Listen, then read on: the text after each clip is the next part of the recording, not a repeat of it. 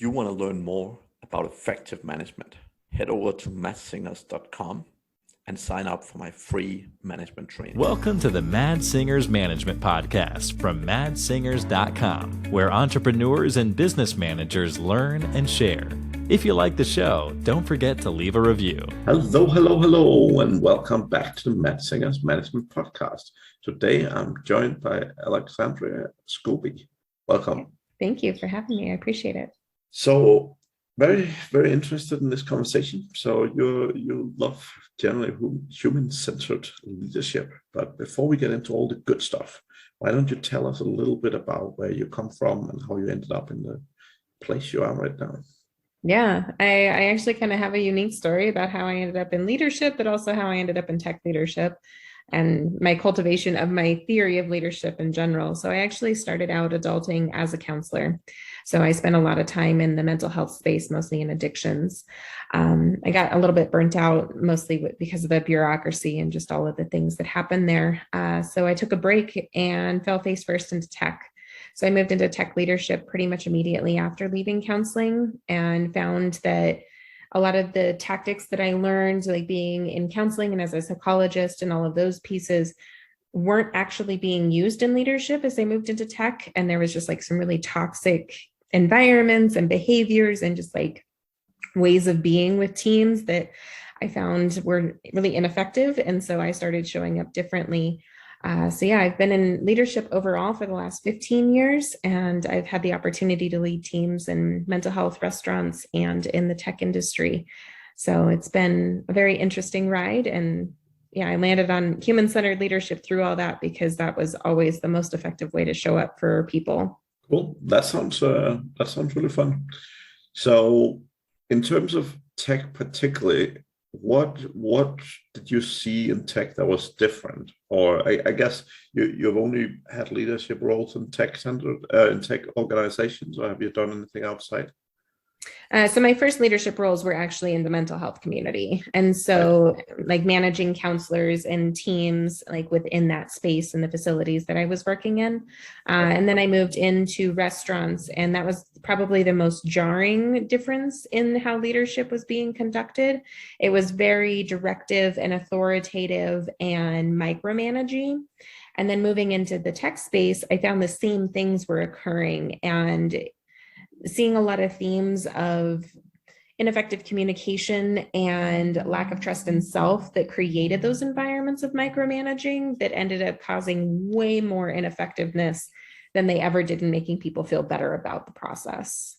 Yeah, that I can definitely relate to. I think it's not just a tech thing, but I think generally, one of the biggest things for me is that I feel most companies aren't great at actually helping develop managers and helping give good training, right? Like for most entry-level jobs, there's good training. There's like, here's how you do your job, etc.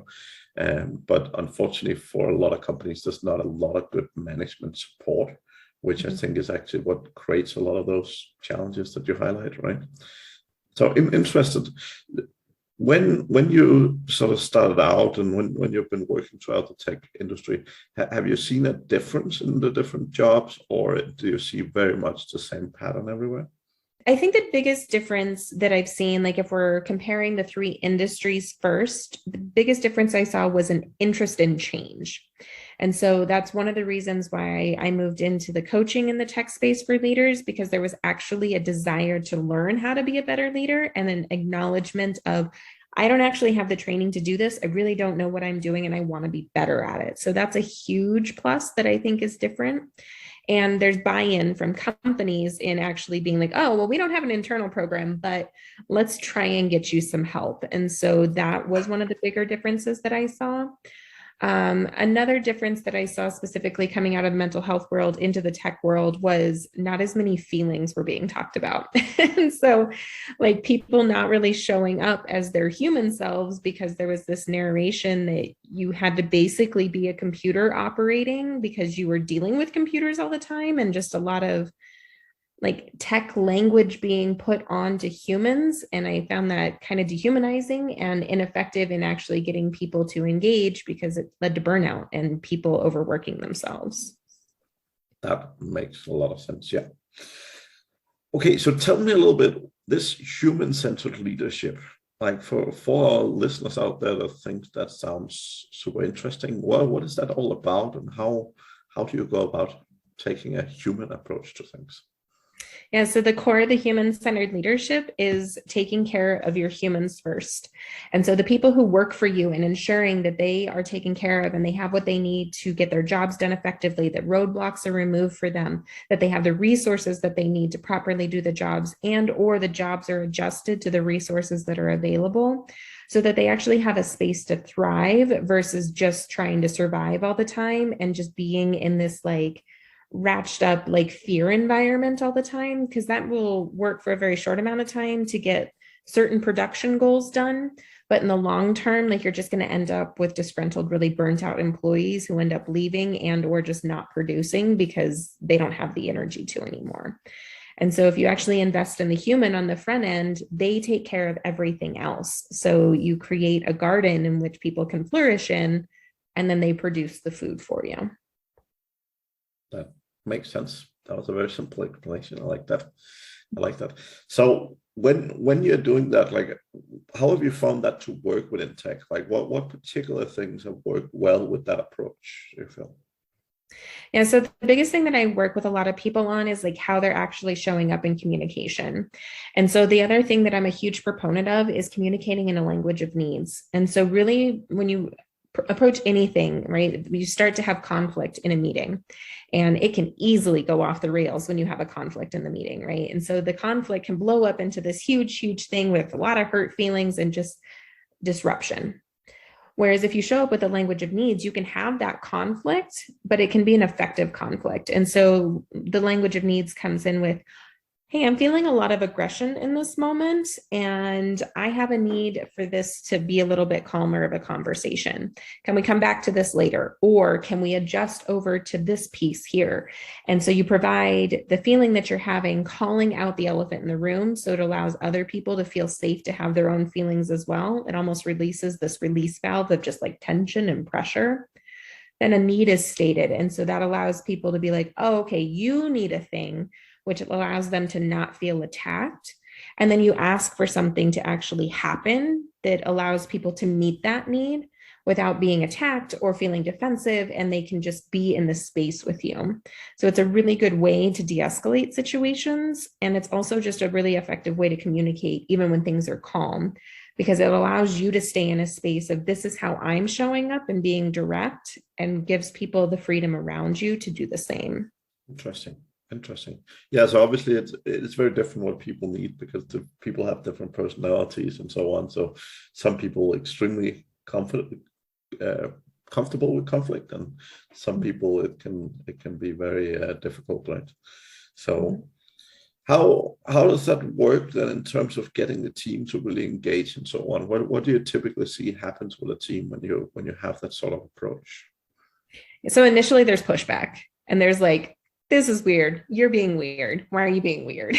Right. And so people aren't really used to speaking in that language of needs and like stating feelings and what, like identifying their needs. And people actually really struggle to even identify feelings outside of judgments and interpretations. And so a feeling is an emotional state with a physical sensation versus an assumption of intention of somebody else. So to say I feel sad versus I feel attacked. And so if you can actually change your language over to the feeling of need, like actual feeling words versus the judgments, then you can start to actually have real conversations with your team. But initially there's this like, I don't know about this, like this feels weird, and like kind of some pushback, but eventually people start to engage with it because it does feel more comfortable as they practice in it. And they realize that they feel heard and seen more frequently when they show up in the same way. So the front end of it is a lot of work for the person who's decided to start communicating this way, because not only do they have to communicate that way, but they have to hear empathetically back. And so they have to hear through not a language of needs and trying to pick out, oh, are you feeling X because you have a need for Y? Like, could we do this to create that for you? And so you're really trying to pull out how somebody's feeling or what they're needing in a moment. And so it's a lot of emotional energy on the front end. But once the team starts to engage with it, everything flows a lot easier. Okay. Sounds good. Sounds good. And how does that work? Like when you're giving people feedback, for example, how does that approach work? Mm-hmm. Yeah, so it depends on the kind of feedback that you're giving to somebody, but you can really create this language of, so let's just say that you gave somebody some feedback and it was around you needing them to show up for meetings on time, right? Like they really struggle to show up for meetings on time. So you need them to show up for client meetings on time. So it can be something like, I'm feeling really frustrated when I notice that you're not showing up for meetings on time. And I see you come into meetings the last 3 meetings 5 to 10 minutes late each. So we've given a observable, tangible thing that anybody could have seen happen. So that's the recordable truth. And then I have a need for you to show up on time because I have a need to have a good face in front of this client.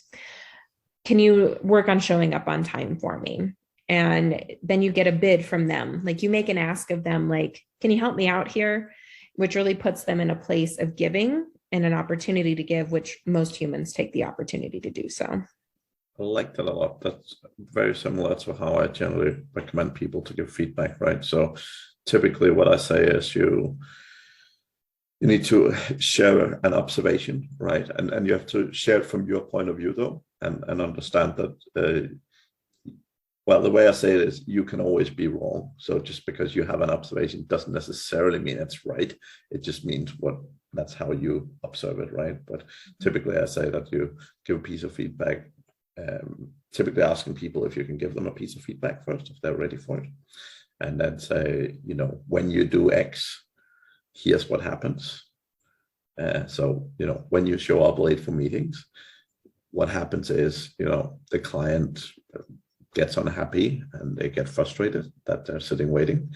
Can you do that differently? So basically, very similar framework, right? So basically just facing the challenge or facing the observation that you have, and then basically just give a piece of feedback based on the behavior. I think a lot of the time, exactly as you pointed out, people just see like, hey, why are you always showing up late? And like they're just sharing their venting and sharing their frustration. And often people don't, the way the feedback is being communicated means that people automatically go super defensive and they don't actually take the feedback on board, right? Yes, exactly. Another opportunity in that moment is to get curious about why. Like, I have this need for you to show up to meetings on time. We clearly disagree on this stance. Can you help me understand why you don't think it's important to show up to meetings on time? And allow them to fill in the blank with why they don't think it's important, or whether they do or not think it's important. Like, you can even ask that, like, do you think it's important to be on time for meetings? Because they may or may not. And it gives you a lot of information about that person and the story and the perception that they have of the world around them. Because we can all be in the same room together and walk out with completely different experiences based on our perceptions. So yes, the perception of that observation could be completely different. Yeah. Interesting. That's cool. So what about communication in general? I think personally, I feel communication is the single most important thing we do as humans, right? Like we do it all the time, not just in work, but also personal relationships and so on. So how does a human-centric approach to communication work?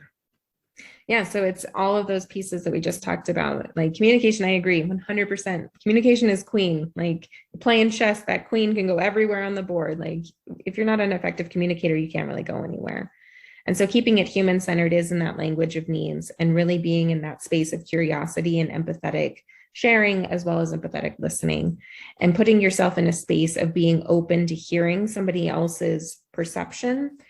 You don't have to take their perception, but being able to actually understand where they might be coming from helps you to meet them where they are in a moment. And the more people that we can effectively communicate with, and the more styles and methods that we can effectively communicate with, the stronger bonds that we can create, and the more accountability and security we can create on our teams and just in our general lives. And how do you, so obviously listening to other people is important, but how do you help people that maybe aren't so good listeners to become better listeners? Like any tips or any help for them if, yeah. Yeah. So if you're working with somebody who is not an active listener, engaging them in the process, like, hey, like, I think active listening is super, super important. And I would really like an opportunity to help you with it. Is that something you're interested in growing in? And so getting their consent to even help them in that is going to be super important, because they may or may not think that they're bad communicators. And then if they aren't interested, then there can be little coaching opportunities along the way. So if they're just like talking at somebody and they're not listening, there's an opportunity to step in and be like, oh, hey, like, I think I heard this being said. Is that accurate to the person that's being talked at? And then you can ask the other person who was just talking at them, like, what did you hear them say? And putting them in a position to have to actually repeat back what they understood that person said, and taking opportunities to start to adjust and get them to slow down a little bit and repeat back what people are saying, and checking understanding is a really good starting point. Okay, great. That sounds good. So all in all, when people start this new approach, like what have you seen in terms of implementation time and so on? Like, is it something that takes years to implement, or how fast does it typically happen in your experience? I think that depends on the buy-in of the human. Yeah, some people take to it like that. They're like, yes, that makes sense. Like, I get it. I understand it. And then for other people, it is hard. And I think it really depends also on the environment that you're in and how open and inviting it is to adjustments in communication. And also your level of burnout in that situation. Like, if you're already just like high emotion, frustrated, angry, it's going to be really hard to keep yourself in that empathetic sharing and listening, especially if you're meeting brick walls that are just not interested in hearing. So implementation time, I always tell people to be gentle with themselves, and it always being a process, and you just keep trying and you get better and better at it all the time. What would, like, in the companies you worked in, like, typically how long have it taken? Like, are you talking months or years, or like, yeah? Yeah. So anytime I've come onto a new team, like, it's something that I implement pretty quickly. And I usually find that within 60 to 90 days, the team is on board with the way we're communicating, and they start to show up in that way. And some people do it, like, adopt it much deeper than others do. Like, some just adopt it with me and in our meetings, but then I start to see how they communicate with others start to change. But yeah, my actual implementation, because I drive it so hard, between 60 and 90 days to get people to start buying into it. Cool. And yeah, do you see results every time, or is there any kind of areas where you feel, any kind of types of people or something where you see that it just doesn't make a big difference? Yeah, I've definitely come across people in which they are not interested in hearing anybody else. And you can tell that pretty quickly. Like, they're just talking to hear themselves talk. They're not actually interested in engaging in collaboration or innovative ideas or anything like that. They just want to have their idea heard. Now, the longer I can talk to them just one-on-one and getting them to slow down a little bit, I can make headway with them, excuse me. But it's a lot of work, and it's very hard, and it's a lot of emotional labor on the person who's trying to do it. So in a fast-paced moving environment, like, that can be really hard to want to engage in. So it really depends on your level of interest of how hard you want to try with them. Okay, that makes sense. So, like, from a high level point of view, what sort of mistakes have you made trying to implement this? Like, what are typical things that can go wrong, or what is typical things that, that can slow down the process a lot initially?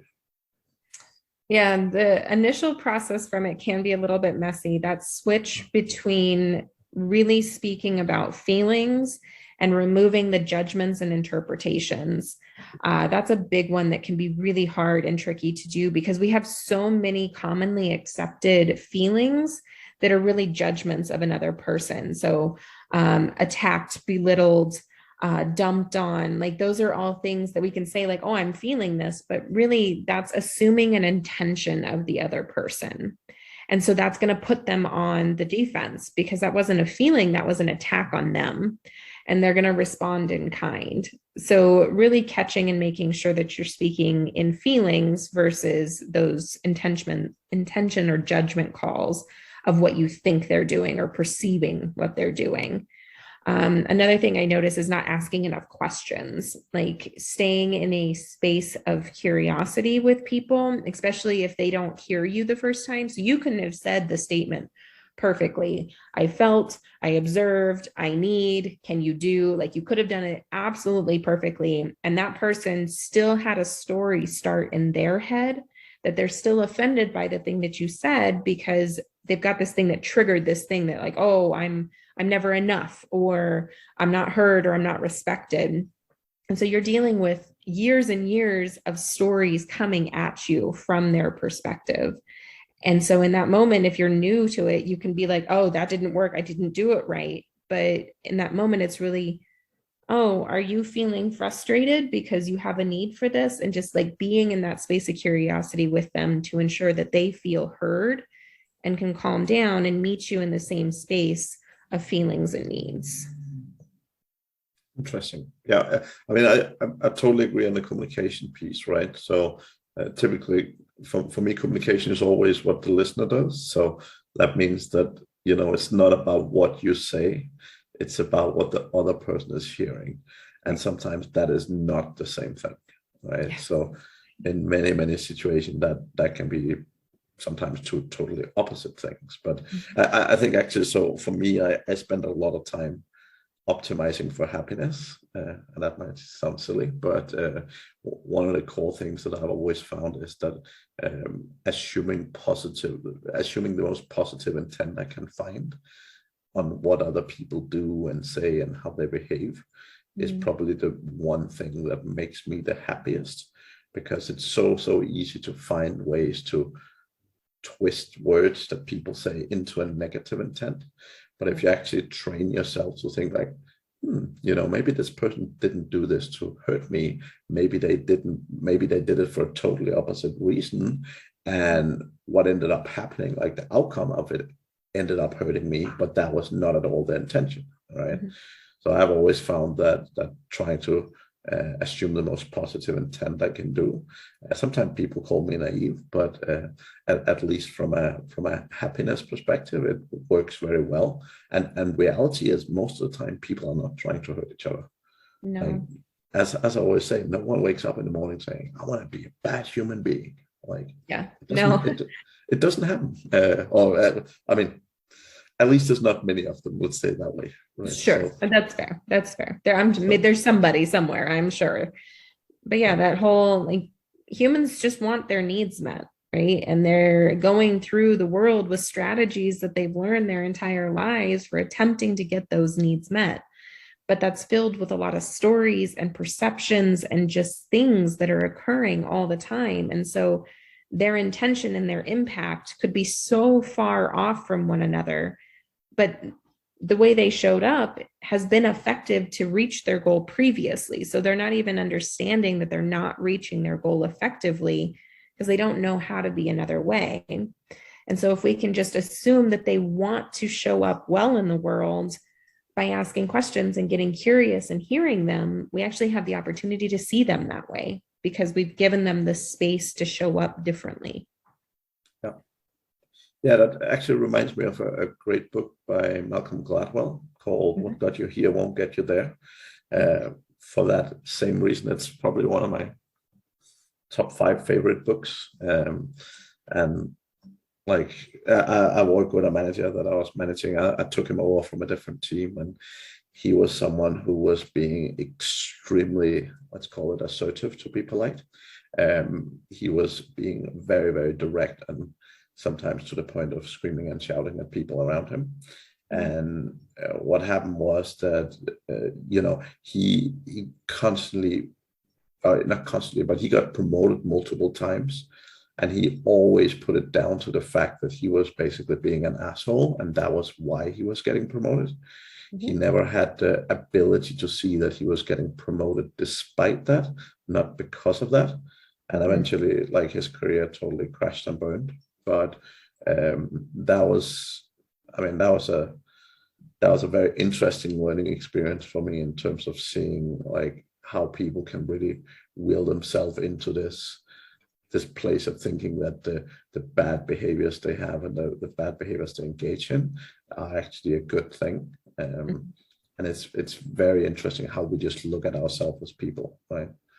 But yeah, that's definitely a great book for I think should be mandatory reading for all people, because I think we all have some things that we're overcompensating with, or we're not realizing that it's just because we do it a lot doesn't mean it's our core to success. Sometimes it might actually be what's holding us back the most. So, yeah. Yep, absolutely. Yeah, those limiting beliefs can step in our way all the time. And yeah, attaching to a strategy as effective in being blind to its actual impact is something I see in a lot of managers, that similar to that they think they're assertive and just driving, and that's how they get things done. Like, yeah, I mean, you get things done, but can you imagine how much you would get done if your team felt supported? Like, it's a whole other world. Definitely. And multiple times in the corporate world, I've kind of been thrown in to help fix teams that have been run down by a super assertive manager and so on. Because again, like you can be extremely forceful. You can be extremely direct with people, and you can force out good short-term results, right? Like if you're assertive enough with people, and if you're even if you're not a particularly good manager, you can get some short-term results, right? But very, very often you end up with teams where people are leaving, or people are ending up with depression or stress or whatever. And that's, yeah, let's just say for me, at least, that is not encouraged very much. So no, I'm with you. Like, the cost of turnover is huge. Like, being able to keep your team and having good team retention and team engagement, like, you save the company tons and tons of money. Like, you save money in recruiting, you save money in lost sales, you save money in project deadlines being missed. Like, team engagement and happiness on your team with good, effective communication, like, those are the leading ends to how you stay successful. Like you said, short-term results if you're super assertive, but it doesn't last. People give up on that real quick. Yeah, that was good. So before we finish off, any particular resources that you're very keen on sort of recommending to people, or what's the best way to go? Like, if people want to start this journey, like, what's the best place to go for them to get started? I have plenty of books options that I would recommend that people read. I think some of my current favorites for books are probably Digital Body Language. That's a really, really great one to helping remote managers engage with their teams digitally. She offers a lot of really great examples of how you can effectively communicate digitally and making sure that you're avoiding these anxiety loops that can cause disengagement on teams. The 1 Minute Manager is probably another one of my favorites, because there is teams that are way too big for individual managers that helps you with like the quick hit impact coaching that you can do on a team. As far as somebody wanting to delve a little bit deeper into that human-centered leadership and language of needs, Nonviolent Communication by Marshall Rosenberg is probably the first book I'd recommend. And I'm a leadership coach who teaches all of these things, and I am happy to work with people. Awesome. That sounds great. So what's the best way for people to get in contact with you if they would love to do so? Yes, I'm on all the social medias as To Living Audaciously. My company name is Living Audaciously, because to be audacious is to be bold, and to be human-centered is a bold move at the moment. That's also my website, tolivingaudaciously.com. Awesome. Well, thank you very, very much for joining me today. That was a super fun conversation. So thank you very much for your time. I'm grateful for you having me. Thank you. And to the audience, thank you very much for holding on all the way to the end. We'll be back again next week. Thank you for listening to the Mad Singers Management Podcast. Please leave a review. It means the world to us.